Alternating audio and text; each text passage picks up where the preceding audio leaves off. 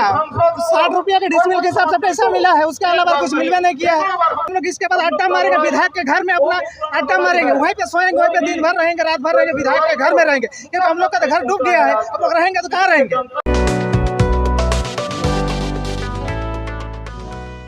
नमस्कार, मैं अमर और आप देख रहे हैं 29 इंडिया। जानकारी विस्तार से। जैसा कि आज हम यहाँ धरना स्थल के पास में मौजूद है, यहाँ पे बतला दें कि जो चांडिल डैम बनाया गया है, उस डैम को बनाने में वहाँ बिजली उत्पादन करने के लिए जितना भी ज़मीन लिया गया है, यहाँ सभी विस्थापित लोग आए हैं जिनके द्वारा वो ज़मीन लिया गया है। ये ज़मीन लिए हुए करीबन 40 से 44 साल हो गया। उस समय में बिहार राज्य, यहाँ झारखंड में बिहार राज्य हुआ करता था और उस समय लालू यादव यहाँ के मुख्यमंत्री थे।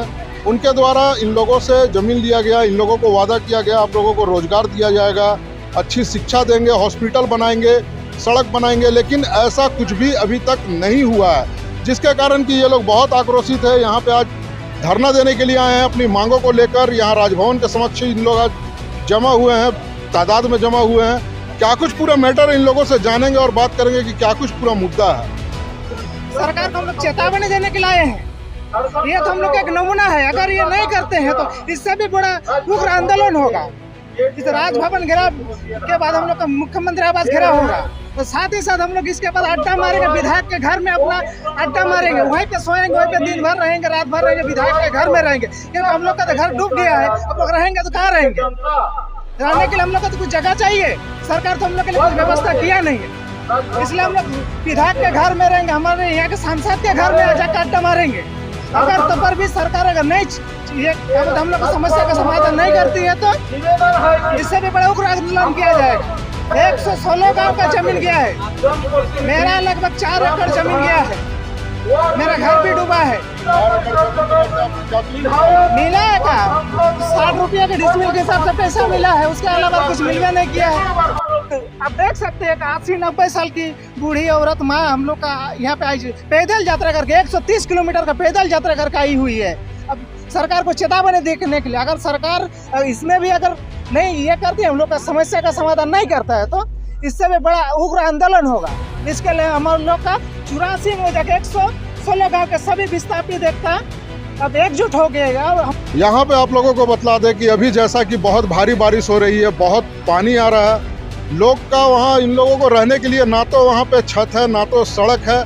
आप समझ सकते हैं कि ये लोग किस मुसीबत को झेल रहे होंगे, किस प्रकार से वहाँ अपना जीवन व्यतीत कर रहे हैं। और कुछ लोगों से अभी मिलेंगे और जानकारी लेंगे कि क्या कुछ पूरा मैटर है। आप लोग जो यहाँ जमा हुए, क्या पूरा मुद्दा है। 40 साल पहले अगर बात की जाए कि डैम बनाने की, तो वहाँ के तमाम 84,116 गाँव के लोगों ने जमीन दी। सरकार ये बोली कि ये विकास करना है, पूरा देश में विकास का कार्य चल रहा है, तो इस क्षेत्र में भी विकास होगा, डैम बनेगा, इसमें बिजली उत्पादन होगा, सिंचाई की व्यवस्था होगा और भी बहुत तरह के, इसीलिए बहुउद्देशीय बोला जाता है। तो उसके तहत जमीन ग्रामीणों ने, तत्कालीन हमारे जो बाप दादा लोग थे उन्होंने जमीन दे दिया। उनके सोच इतना दूरदर्शी नहीं। यदि हम सही हैं तो आप लोगों को जमीन दिए हुए लगभग 40 से 44 साल हो चुका है। अभी तक क्या कुछ आप लोगों को सुविधा सरकार के द्वारा दिया गया।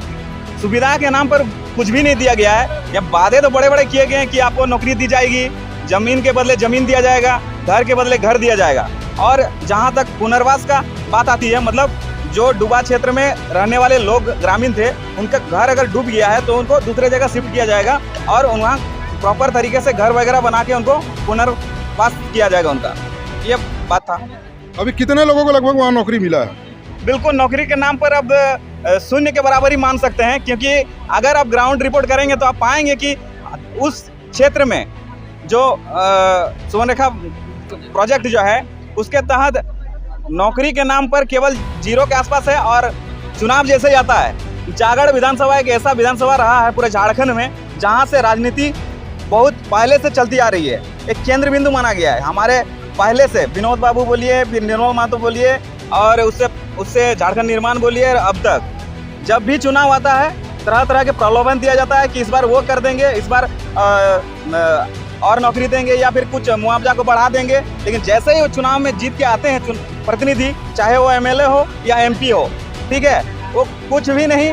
अगर कभी कोई ग्रामीण विस्थापित अगर उनसे मिलने के लिए कभी भी जाते हैं तो आज यहाँ नहीं है, कहीं दूसरे कार्यक्रम में गए हैं, तो अभी इसके बारे में सोचेंगे। मतलब किसी भी तरह विस्थापितों की बातों को टालना यहाँ के राजनीतिज्ञ और प्रतिनिधियों का एक तरह का सोच बन गया है। अभी जैसे पिछले 4-5 दिनों से बहुत ही भारी बारिश हो रही है, करीब करीब झारखंड में सभी जगह का, सभी नदी का, डैम का, तालाब का जलस्तर काफ़ी बड़ा है। तो ऐसे में क्या कुछ वहाँ पे आप लोग फेस कर रहे हैं, क्योंकि आप लोगों का कहना है कि वहाँ पे सड़क तक नहीं है, तो क्या कुछ वहाँ पे कठिनाई अभी आप लोग फेस कर रहे हैं? सर जो है गांव घर में घुस गया है। अभी अगर जाएंगे ग्राउंड रिपोर्टिंग करने तो कह सकते हैं कि लोग जो है, अभी कहा जाता है बरसात के सीजन में टाइफाइड और मलेरिया वगैरह का होने का खतरा, डेंगू वगैरह का खतरा होता है। तो सोच सकते हैं गंदा पानी जो है घर में घुस गया है और उसमें हमारे माताएं, बहनें, दादा दादी, छोटे छोटे बच्चे किस तरह से सर्वाइव कर रहे हैं अपने जीवन को। जैसा कि अभी आपने इन लोगों को सुना कि ये लोग कितने कठिनाई में अभी जीने को मजबूर है, दूसरा कोई विकल्प नहीं है इनके पास। अभी ये लोग राजभवन के सामने राज्यपाल के समक्ष अपना मांग को रखने के लिए आए हैं, अपनी बात को पहुंचाने के लिए आए हैं। ऐसे में क्या कुछ इन लोगों को सरकार के द्वारा सुविधा मिलेगी, पल पल की रिपोर्ट के लिए बने रहे हमारे साथ। धन्यवाद।